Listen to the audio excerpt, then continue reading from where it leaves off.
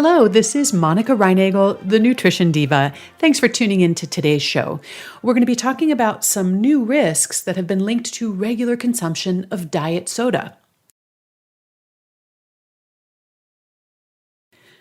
A study published last week in the journal Stroke found that drinking even one can of diet soda a day triples your risk of dementia. And not surprisingly, this caused quite an uproar. Sharon posted her concerns on the Nutrition Diva Facebook page. She wrote, "I'm disturbed by a report I heard yesterday about a possible link between artificial sweeteners and dementia. I'm reluctant to stop using artificial sweeteners on the basis of a single study, but I'm in my 60s and I use artificial sweeteners daily. So sure, I'm concerned. Are there any other studies that support this?" As a matter of fact, Sharon, there don't seem to be any other studies linking artificial sweeteners to dementia.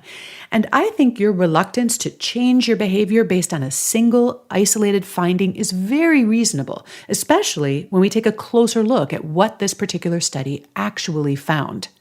However, there may be other, even more compelling arguments against the daily consumption of artificial sweeteners, and I'll get back to those in a moment. For now, though, let's take a look at what this recent study does and doesn't tell us about the relationship between artificial sweeteners and dementia risk. This is the first study to find a link between artificial sweeteners and dementia, mostly because it seems to be the first time that researchers looked for a connection between the two. I predict that this provocative finding will now prompt more researchers to ask the same question, and that'll shed a lot more light on the situation.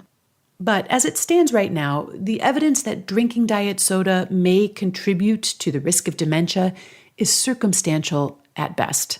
This study simply observed that people who drink diet soda regularly are a lot more likely to eventually be diagnosed with Alzheimer's disease or dementia.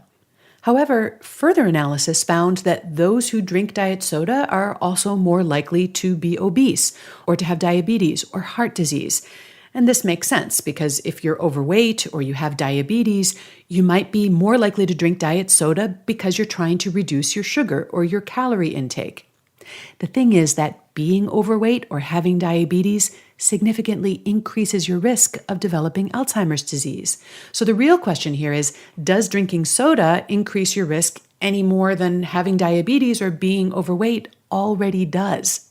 And sure enough, when the researchers adjusted the analysis to account for these other risk factors, the link between diet soda consumption and dementia essentially disappeared. So in this case, Sharon's skepticism is absolutely the right impulse. There's very little in this study to suggest that drinking diet soda affects your risk of dementia. However, there are still at least 3 good reasons to reconsider your diet soda habit.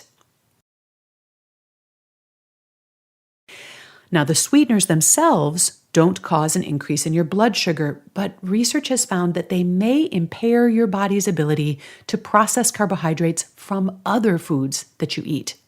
You can read more about that research in episode number 390, Do Artificial Sweeteners Promote Diabetes? As I explained in that show, having a diet soda with your meal is not the same as having water with your meal. Even though both have 0 sugar and calories, your blood sugar is likely to be higher after the meal with the diet soda. And over time, those higher blood sugar and insulin spikes can increase your risk of developing type 2 diabetes. Reason number 2, artificial sweeteners may promote weight gain. Although our bodies get no calories from artificial sweeteners, they still provide a food source for your gut bacteria.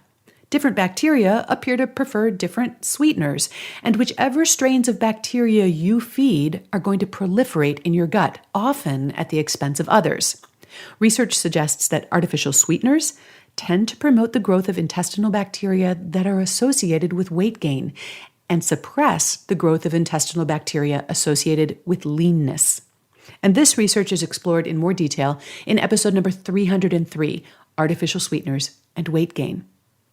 And finally, reason number 3, cutting out artificial sweeteners can increase your enjoyment of healthier foods. Now, this last reason is based not on research, but on my own experience in working with hundreds of people on developing healthier eating habits. I found that people who drink diet soda or use artificial sweeteners tend to use a lot of them. Because they have no calories, people seem to think it's okay to consume them in unlimited quantities. But people who drink artificially sweetened beverages all day long become so accustomed to that hyper sweetness that artificial sweeteners have that more natural foods can taste dull and unsatisfying by comparison. Now, if you're a heavy user, cutting down on artificially sweetened foods and beverages can be challenging at first. And yet, when people do this, they almost invariably tell me that they have a whole new appreciation for the flavor of foods. As one of the people I've been working with said to me recently, I can't believe how delicious a piece of fruit tastes to me now. Even vegetables are more enjoyable. In my experience, weaning yourself off of artificial sweeteners frequently results in a big upgrade in the overall nutritional quality of your diet. And personally, I have never seen it lead to out-of-control sugar consumption or weight gain.